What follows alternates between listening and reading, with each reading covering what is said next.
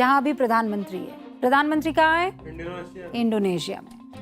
Indonesia और भारत के बीच में जो 5 अहम समझौते वो तो आपको हमने बताए, लेकिन 20 जो समझौते हुए उसमें एक समझौता ऐसा है जिसने कट्टरपंथी लोगों के अंदर बेचैनी की जो मात्रा है ना उसको बढ़ा दिया है। क्योंकि पीएम मोदी ने दुनिया के सबसे बड़े मुस्लिम बहुल देश इंडोनेशिया में वहां के सबसे बड़े हिंदू मंदिर के रेनोवेशन यानी जीर्णोद्धार का वादा कर दिया है। इस मंदिर का नाम जानना चाहेंगे? Yes ma'am. प्रम्बानन मंदिर। क्या नाम है? प्रम्बानन मंदिर। ये इंडोनेशिया में 1000 साल से ज्यादा पुराना मंदिर है और त्रिमूर्ति हमारी यानी ब्रह्मा विष्णु महेश उनको समर्पित मंदिर है। इस मंदिर का एक बड़ा हिस्सा वक्त के साथ जीर्ण शीर्ण हो गया, फिर इसका रेनोवेशन किया जाना था और उसकी जिम्मेदारी पीएम मोदी ने उठाई है। कट्टरपंथियों के दिल का दर्द थोड़ा और बढ़ेगा जब ये बताऊंगी कि पीएम मोदी ने ये जो वादा है कि मैं इसका जीर्णोद्धार करवाऊंगा, इंडोनेशिया के आग्रह पर किया है। दरअसल इंडोनेशिया वो देश है जहां एक तरफ तो इस्लाम की अजान गूंजती है और दूसरी तरफ प्राचीन हिंदू मंदिरों को आध्यात्मिक ऊर्जा का केंद्र माना जाता है।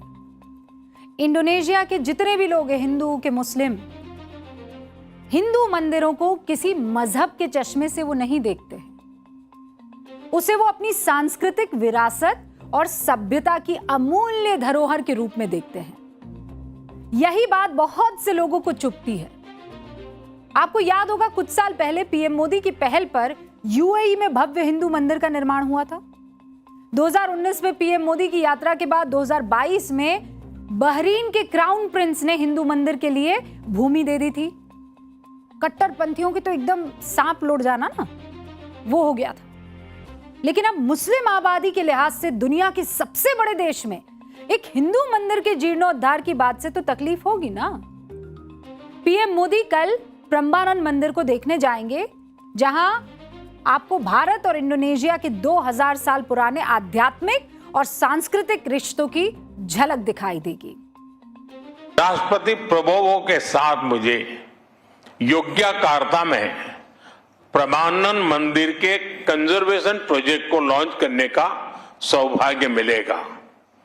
1000 वर्ष से भी अधिक पुराना प्रम्बानन मंदिर भारत और इंडोनेशिया की साझा सांस्कृतिक विरासत का प्रतीक है। हमारे इतिहास में साझा संस्कृति है, हमारे वर्तमान में साझा विश्वास है और हमारे भविष्य में साझा समृद्धि है।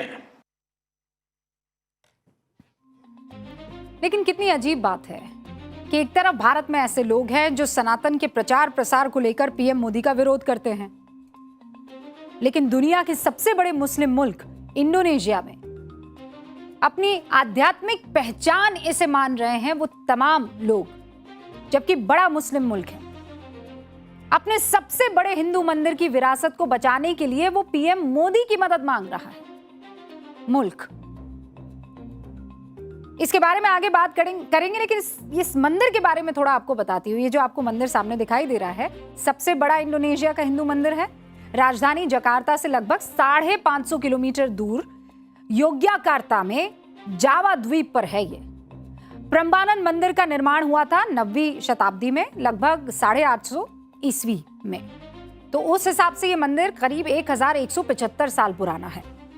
इस मंदिर का निर्माण संजय राजवंश के शासकों ने हिंदू त्रिमूर्ति, कौन सी वाली, ब्रह्मा विष्णु महेश के सम्मान में करवाई थी। बाद में उनके उत्तराधिकारियों उनमें से एक रकई पिकातन, उनके शासनकाल में इसका विस्तार हुआ।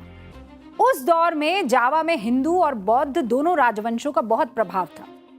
इस पूरे मंदिर परिसर में 240 छोटे छोटे मंदिर हैं, 8 प्रमुख मंदिर है। सबसे ऊंचा मंदिर भगवान शिव का है जो लगभग 154 फीट ऊंचा है। साल 1991 में यूनेस्को ने इसे वर्ल्ड हेरिटेज साइट घोषित कर दिया था। अब आपको जानकर हैरानी होगी कि इस मंदिर का निर्माण ज्वालामुखी के लावा से निकले पत्थरों से किया गया। इस मंदिर का एक बड़ा हिस्सा भूकंप की वजह से नष्ट हो गया, जिसे अब भारत की मदद से दोबारा तैयार किया जाएगा। इस मंदिर को और बारीकी से अगर देखेंगे तो इसमें दक्षिण भारत के मंदिरों की आपको साफ झलक दिखाई देगी। भारत की कला और संस्कृति का बहुत गहरा प्रभाव इनमें दिखेगा। आज भी इंडोनेशिया में रामायण और महाभारत का मंचन होता है। एक मुस्लिम देश में भगवान राम और श्री कृष्ण को आदर्श माना जाता है। और सबसे खास बात यह है कि इंडोनेशिया ने अपनी प्राचीन विरासत और संस्कृति को आज भी जिंदा रखा है। यह मजहब के चश्मे से नहीं देखा जाता। यहां पर इंडोनेशिया की पहचान में भारतीय संस्कृति की झलक के ऐसे ऐसे सबूत आज आपको दिखाऊंगी कि आपका दिल खुश हो जाएगा। इंडोनेशियाई नौसेना का आदर्श वाक्य आप जानते हैं क्या है? जलेश्वेव जयामहे। ये संस्कृत भाषा में है और इसका अर्थ है समुद्र में हमारी विजय होती है। इंडोनेशिया का 20,000 रुपया जो नोट है ये आपके सामने है। थोड़ा सा इसे गौर से देखिए। आपको अपने भगवान दिखाई दे रहे हैं इसमें कहीं? गणेश जी। और एक और आपको तस्वीर दिखाई दे रही होगी। 2008 तक तो चलन में ये वाला था जिसमें गणेश जी की तस्वीर दिख रही थी। रुकिए रुकिए, दोबारा पीछे जाइए। हाँ, ये वाली। हाँ रुकिए। नया जो नोट आया है ना, उसमें गरुड़ की तस्वीर आपको दिख रही होगी। ऊपर देख रहे हैं आप? वो गरुड़ की तस्वीर है। इंडोनेशिया की राष्ट्रीय एयरलाइंस। अब लाइए वो स्लाइड। गरुड़ इंडोनेशिया, इसके ठीक ऊपर आपको देखिए एक लोगो सा दिखाई दे रहा है। वो गरुड़ भगवान विष्णु का वाहन है। भगवान विष्णु के वाहन गरुड़ की आप उस वक्त तस्वीर देख रहे थे। इंडोनेशिया के शहरों में अर्जुन और श्री कृष्ण की प्रतिमाएं जगह जगह लगी हुई है ताकि पूरे देश में महाभारत और गीता का उपदेश फैलाया जा सके। और हमारे यहाँ सनातन की बात करने पर बहुत लोगों के हप करके मुंह फूल जाते हैं। उनको लगता है कि दूसरे मजहब को डराया जा रहा है, कमतर दिखाया जा रहा है। इंडोनेशिया अपनी आध्यात्मिक और सांस्कृतिक धरोहर का कितना ख्याल रखता है, इससे जुड़ी आपको तस्वीरें दिखाती हूं मैं। ये जो तस्वीर आपको अभी दिखाई दे रही है ना, ये इस्लामिक यूनिवर्सिटी ऑफ इंडोनेशिया की तस्वीर है। बहुत गौर से देखिएगा, बहुत खूबसूरत तस्वीर है। इस देश के मुसलमानों को भी ये तस्वीर देखनी चाहिए और जो मुसलमानों को डराते उनको भी ये तस्वीर देखनी चाहिए। ये इस्लामिक यूनिवर्सिटी ऑफ इंडोनेशिया की तस्वीर है। यहाँ 2010 में खुदाई के दौरान आपको दिखी होगी एक झलक छोटी सी। ये देखिए, भगवान गणेश जी और शिवलिंग की वहां पर मूर्ति दिखी।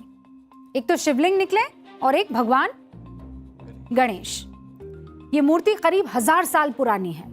अच्छा मुझे बताइए क्या किया होगा? इस्लामिक मुल्क है, इस मूर्ति का क्या किया होगा उन्होंने?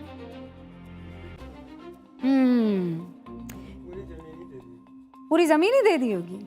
मैं बताती हूँ क्या हुआ। इन मूर्तियों के मिलने के बाद इंडोनेशिया की सरकार ने इन्हें अपनी धरोहर का हिस्सा मानकर यूनिवर्सिटी के परिसर में पूरे सम्मान के साथ स्थापित कर दिया।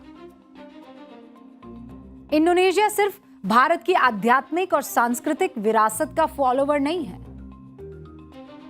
वो उसे महसूस करता, उसे जीता है और बड़े फक्र के साथ। 24 करोड़ जो है वो कलमा गो है, लेकिन भगवान राम को अपना पूजनीय भी मानते हैं। और केवल सांस्कृतिक विरासत के फॉलोवर नहीं है इंडोनेशिया के लोग, भारत के प्रधानमंत्री नरेंद्र मोदी के भी जबरदस्त फैन हैं।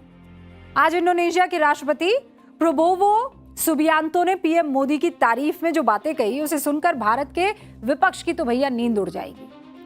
राष्ट्रपति सुबियांतो ने सबसे पहले कहा कि I don't want to be involved in domestic Indian politics, यानी मैं भारत की आंतरिक राजनीति में शामिल नहीं होना चाहता। लेकिन यह कहकर वो पूरी तरह से राजनीति में शामिल हो गए। उन्होंने कहा मैं नरेंद्र मोदी जी का बड़ा प्रशंसक हूं। राष्ट्रपति सुबियांतो ने यह तक कह दिया कि उन्होंने 5 बार चुनाव लड़ा, 4 बार हार गए, फिर उन्होंने पीएम मोदी की नीतियों को स्टडी करना शुरू कर दिया। और उसके बाद ये प्रेसिडेंट बन गए। और इंडोनेशिया में जाने के बाद प्रधानमंत्री के इस दौरे में आप देखिए एक के बाद एक इंडोनेशिया में विपक्ष पर ही हमले हुए हैं। ईवीएम कमजोर कड़ी साबित हो गई विपक्ष के लिए। मजहबी तौर पर भी ध्रुवीकरण और तुष्टीकरण ये चलता रहता था, उसमें भी आप देखिए मंदिर के जीर्णोद्धार के लिए मदद मांग ली। और फिर आखिर में जाते जाते सिक्सर क्या कह गए कि मैं मोदी की नीतियों को स्टडी करता हूं।